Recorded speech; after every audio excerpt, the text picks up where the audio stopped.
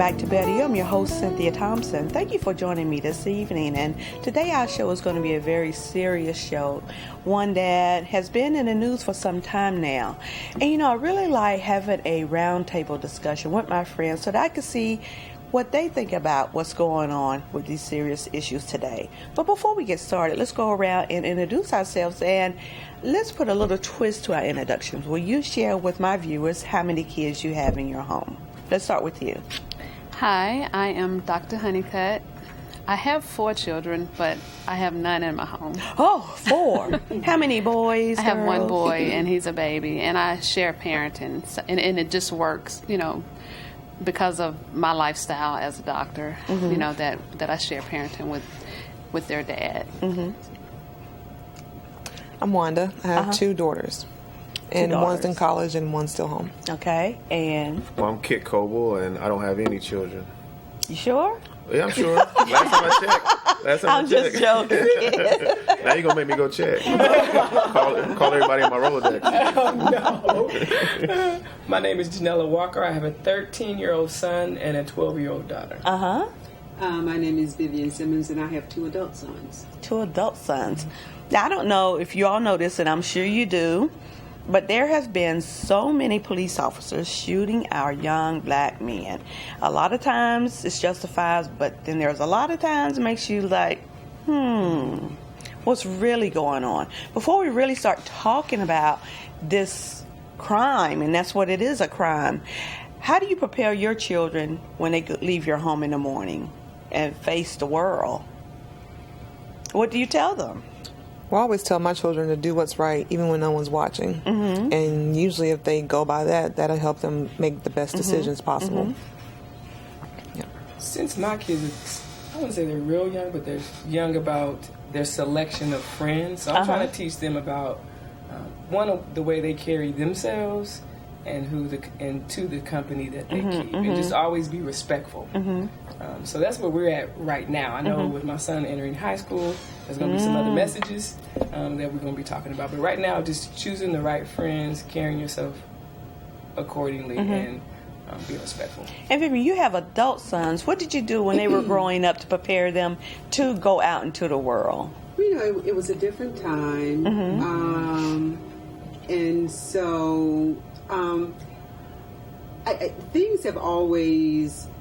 there are things that are above water and things are below water, and so I think with sons, regardless of the time, you have to teach them about respecting themselves and respecting other people, and carrying yourself a certain way. If you have respect for yourself, then you will carry yourself a certain way, and so.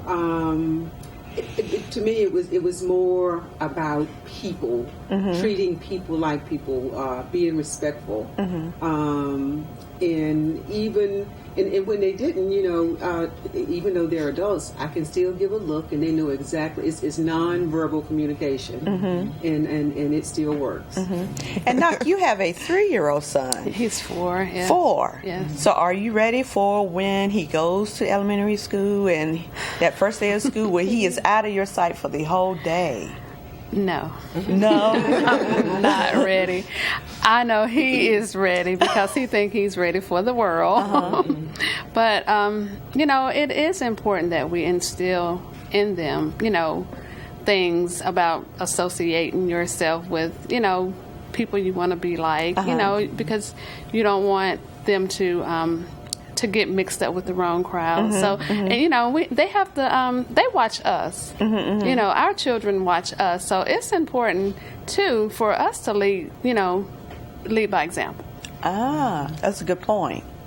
So, Kick, I know right now you don't have any children. Yeah. But if you had a little boy, what would you tell him? How would you prepare him for the world? Well, I have a younger nephew. He's about 8 years old. And I keep in contact with my friends who have children. And a lot of times they ask me for advice to tell them, especially if they're young black males. And what I tell them that they need to realize that the world's not going to always be fair to them, and they're not going to perceive them in the way that they perceive themselves. It's all about that self-awareness. So I tell them that whenever they go places, and if they think people are treating them unfairly, don't keep yourself in that situation and try to prove a point. If you're in contact with a police officer, don't think that you know so much about how you should be treated that you act out, or that you make a spectacle of a situation where you can de-escalate it by just saying no sir, yes sir. I think the object, especially with kids that are teenagers, is to stay alive and not to try to go out into the world and show people that you're so tough and that you know it all, because as we know, a lot of our kids down to 12 are getting shot by police officers, and it's through no fault of their own, but it's about the perception that people have of them. And sometimes we have to let our kids know that you may be perceived as a threat, even though you might not think that you're threatening. So how do we prepare our sons, and not only our sons but our daughters too, for that situation where the police think that you're a threat, but you're not really? How do you do that with your kids, Janella?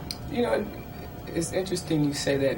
I try to use a lot of opportunities to share with my kids. If I see a child who has been perceived as threatening by what they've seen on TV, and I say to them, how could that child, or how could that young man be perceived differently? A lot of things I tell them is make eye contact. If somebody's waving at you, wave back.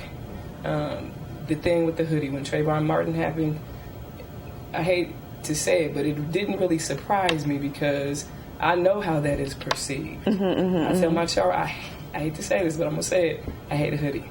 I hated it before Trayvon got shot. I hate to say it again, it didn't surprise me. So I try to dress them even differently. It's unfortunate. But like Kit said, you have to prepare your kids or put them in a place where they won't be perceived that way. So I'm using that as a part of my toolkit for them. But at the same time, try to see teachable moments to say, what could we do differently? How can that young man, that young person be perceived differently? He's probably the nicest guy on the planet, but we know how the world is. And that's just the reality. Nothing against anybody. That's just, my father taught me that, even as a young girl. That's the way that it is. It's unfortunate. We're still teaching people to this day how to perceive us. And you just have to try to go that route. To me, the challenge there about the hoodie is the fact that everybody wears hoodies. Yes, you're right. And so how do you teach it? Well, okay, you can wear a hoodie, but then you're going to be different for not wearing the hoodie, but everybody else is. I don't know. It's tough, and like I said, I hate it to even have to teach my child that. Well, and one of the things that I noticed with my sons when they were younger was the peer pressure. I mean, it's how they act when they're around us because they know how they've been raised. But then when they are not around us, and that peer pressure comes into play, it's a whole new ball game. It changes. Right. So, you're exactly right. And it's almost as if we're, when do you turn it on and when do you turn it off? And I think that's one of the things that, and it's not only about our sons. I think it's about us as black people. We can fit in anywhere. Yes. We know the language. We can go anywhere and fit in anywhere, and nobody would ever notice it. And so, is it a charade? No, I don't think so. It's just that knowing when to use it, when to change faces, and so. And it's difficult to teach that to children. It really is. Do you think that maybe they don't get that message because in their minds everybody's equal and they haven't seen the real struggle? I was sheltered from it, so I didn't see a whole lot of it, but I'm sure when I was a young girl, some things were going on, because I can remember my grandparents not letting me go into the grocery store with them. Wow. When we would go there for the summer, when I was a little kid, or go into a department store. I can remember them tracing my feet to buy me shoes because I had to stay in the car the whole time. Do you think that we should teach our kids that, or are they just missing the whole lesson that we struggle to get to where we are now? And how do we get them to that point? to believe that this really happened. I think we make life look easy to them. Yeah. To me, my children, they don't think that I have a bad day. They think that I always have money. They think like everything just goes. Right. Yeah. And I'm like, I just make life look easy to you You're all. right. But I go through things too, So I don't know. Maybe I'm thinking maybe I need to take a different approach. So I'm glad that I'm up here because I'm learning some things myself. That leads me to it. We do a lot, not a lot, but I try to, when I say about the teachable moments, we do a little bit of role playing.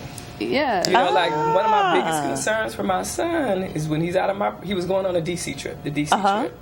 And we were talking about the potential for his buddies or even him being tempted by stealing something. So we had the conversation. We played it out. We said, this is what it could possibly look like if somebody else takes something, if you take something. Everybody's, so stay away from those situations. And if you see it happening, step back, because they're going to throw you all in the same basket. So we talk about those potential situations. If you get caught, you know what's going to happen. And just those kinds of things. Do you think, like, if he was with a group of kids, him being black and maybe some whites, Hispanics, do you think that they will look at him first if someone did steal something? Absolutely. And why do you think that? Because of the color of his skin. And so, and they even realize, and some of his friends who are not black, they realize they get a free pass. They realize, it's interesting in young kids, they realize, or they're starting to realize among themselves how they're treated differently. And it's interesting to even watch that a little bit. It's unfortunate, but even as kids, they're starting to realize the difference. Kit, with you being a black man, the only one on the panel, thank you so much for joining us. Do you think that the police are fearful of black boys or young black men? Well, I think it's evident. I mean, we see it because they're averaging about 2 unarmed black men deaths per week now, and it's been ramping up. What I was hearing you say about the company that you keep, realizing their perception and teaching that to them at a young age. I have a nephew. He's 8 years old, and my mother. She told me a conversation she had with him because they spent a lot of time together, and he said, why did that little boy get shot? She's talking about Tamir Rice, the 12-year-old that was killed for playing with a toy gun. And he said, why did that boy get killed, Grandma? And she was like, well, because the police thought he had a gun. And he said, well, why would they think that a boy that little has a real gun? I would have known it was a fake gun. So she had to explain to him that because he is different, or he's a different color than the officers that came up, they're going to perceive him as a threat, or possibly perceive him as a threat. And he needs to understand when he's outside and he has these little fake army guns and things like that, that he needs to not be menacing with it. And it's a shame that we have to tell kids that we have to act differently than other people do, but it's just our reality. So with Tamir, he was shot, I think, 2 seconds after he made police contact. So I think that what a lot of people are studying now, because we see that Black Lives Matter is in the forefront, that kids as young as 12, the people who do these studies, I can't really quote who they are and what colleges they come from, they say that when it comes to the eyes of a white officer, they see a 12-year-old as a 17-year-old. Because of that heightened sense of that heightened threat that they feel, they're going to treat younger kids more harshly. It's because they don't see them as a child playing with a gun. They automatically assume that they're a threat to society. And in a Tamir Rice situation, somebody called the police to say that they saw a kid out there playing with a gun. So when they came up, they shot him automatically. But we also got to look and compare that to open carry folks. The people who are walking around with real M16s. They're mainly Caucasians. They walk around, they go into grocery stores, they're going into Chili's, they're going into all these different businesses, and nobody is calling the police on them. So what is that? So is it that the white man with the gun is exercising his Second Amendment rights, but the black man with the gun is a threat to society. But then most of these killings, these men don't have guns. Exactly, but they always put a weapon in our hands. What do you mean by that? Well, with the Trayvon Martin thing, like you mentioned, he was unarmed, and of course, to play into the narrative of white supremacy, you got to perceive him as a threat. So what do? They put the cement sidewalk there. that was his main defense to why he felt his life was threatened. Okay. And here in Charlotte, there's a local case where CMPD officers shot Janisha Fonville, and she called the police to her home for a domestic violence situation. And what happened was that the police said that she lunged at them with a knife because she was in the kitchen. Now, we don't have full disclosure in this situation, but if I call the police to my house, I'm not going to expect to be shot by them. And if you shoot me on accident, and of course we've seen this play out in several scenarios, she's in her kitchen, so what? There's a knife in there. Let's say that she had a knife. Because we saw that with Walter Scott in North Charleston. They said that the initial report, after he was shot, they tried to say that he went after the taser. But whenever the video came out 3 days later, we saw that was a total lie. So is that a common narrative that they're trained to say these things to cover themselves? So, I mean, that's something we need to think of. It is. You know, with all that, kid, let's take a short break so I can digest what all you said. And we'll be back shortly to talk some more about this. Okay? Hey, welcome back to Betty. I'm your host, Cynthia Thompson, and I just really needed to take a short break because I cannot believe that a little boy could be walking down the street and be shot by a policeman because he had a iced tea and some Skittles.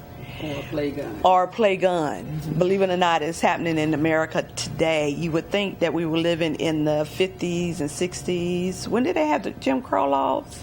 Yeah, but 40s, the early 20s, the early 1900s. Yeah, but it was different then. And what was different then is we being black people didn't have as many freedoms as we have now. And so now we're in 2015, and I guess for me the question is, are we regressing? To me, in so many ways, I feel that we are. I mean, and this kind of goes back to even about Black Lives Matter. It even goes back to the president. I mean, since Obama has been president, I mean, to me, the tone of the nation in general has just changed. Well, they don't even respect him in office. Yeah. So why should we expect them, when I say them, white people, to respect us? And are they trying to kill us off slowly? Is that their plan? Well, it seems like that's like a resonant effect of what's going on when people feel like they're losing power. You gotta equate it to the situation in South Africa with Nelson Mandela.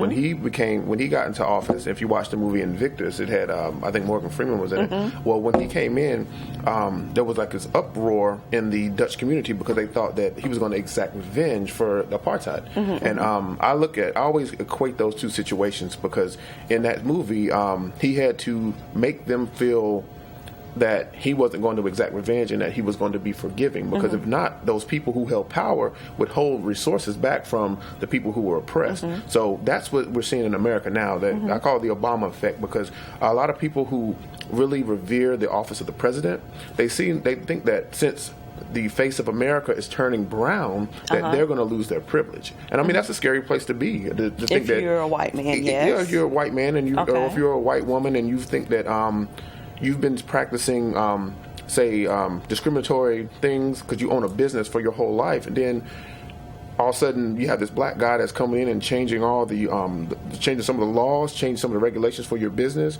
They look at it as an attack on their privilege. So we got to make sure that we can hold our head high and kind of be indifferent to the changes we see in them.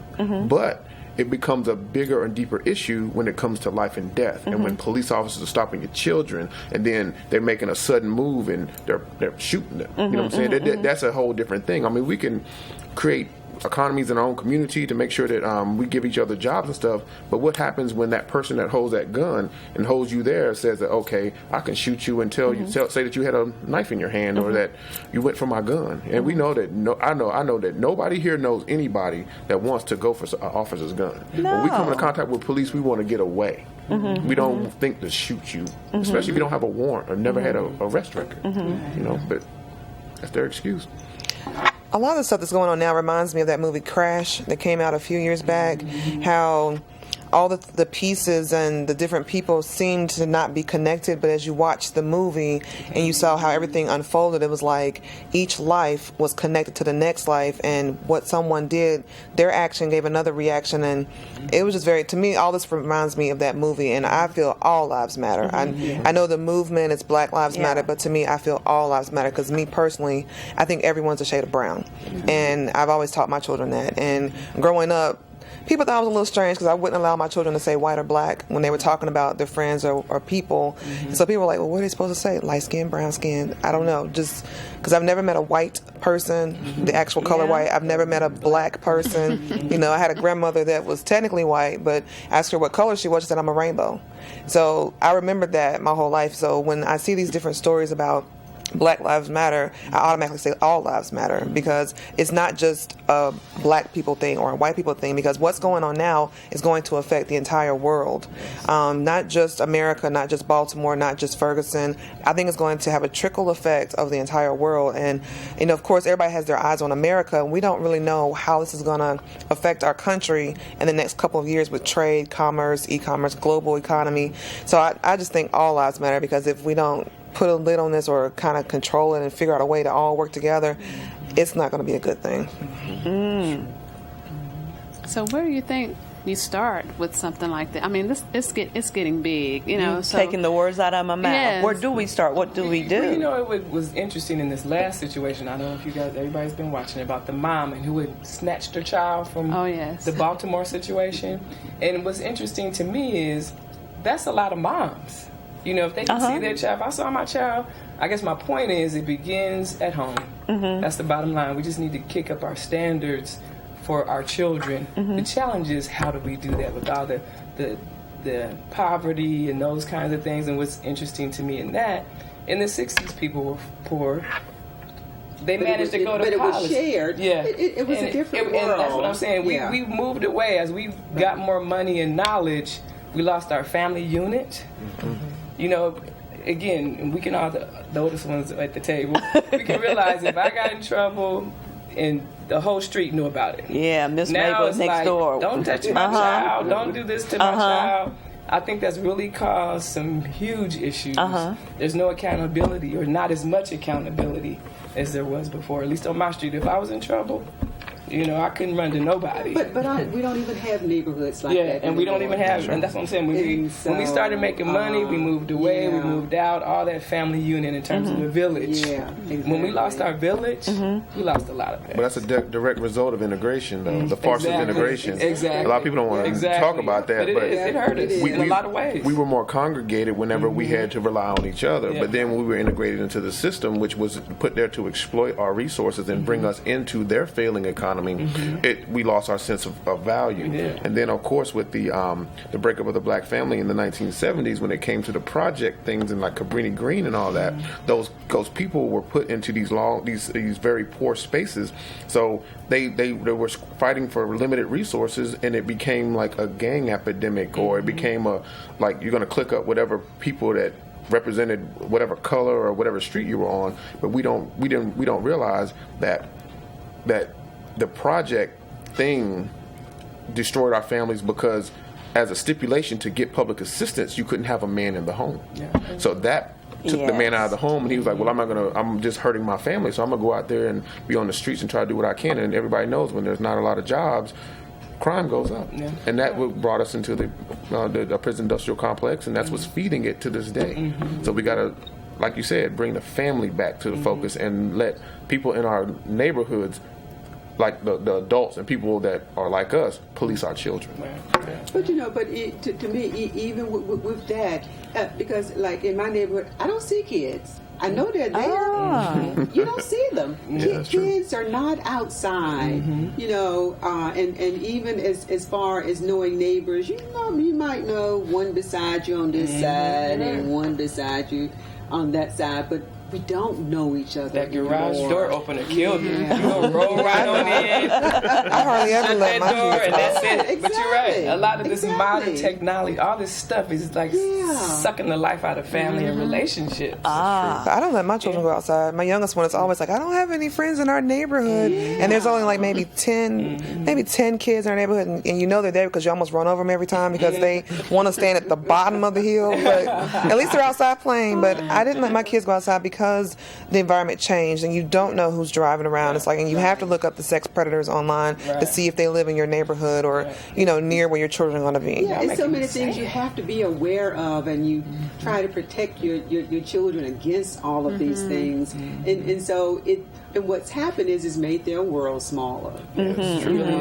And so then it goes right back into, how do you prepare them for the world? Yes. When their world is just right here. Yeah, they're right inside their house. Exactly. You can't learn those life lessons inside the house. You can learn some of them, but you have to have some survival skills. I always kept my girls involved in something like contact sports, not contact sports, but sports with different groups of people, like dance, basketball, baseball, soccer, like youth groups at church. So they had the opportunity to mingle and meet other people. And like my youngest one, most of her closest friends are light skinned, like pretty much her whole life, like white people. So y'all know what I'm talking about.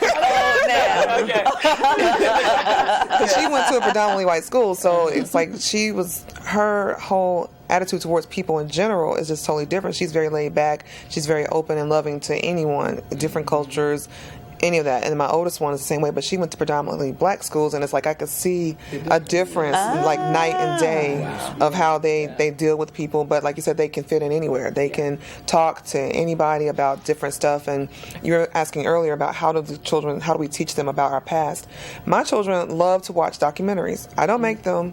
I'll come in there and they're watching documentaries from like beginning to end. I'm like, what are you watching? They're like, it's very interesting. And they watch like about culture and Greece and how the actual human development, and they just love it. They think it's fascinating, but they're learning from that, and they wanted to watch Roots. I didn't want them to watch Roots. They wanted to watch all of Roots. I'm like, but they learned, so I'm proud of them for taking the time out to learn, but that helps them. And then my oldest one, she was in ROTC, so she's learned to be respectful to adults and to other people that are in authority, so that helps her when she's dealing with any confrontation.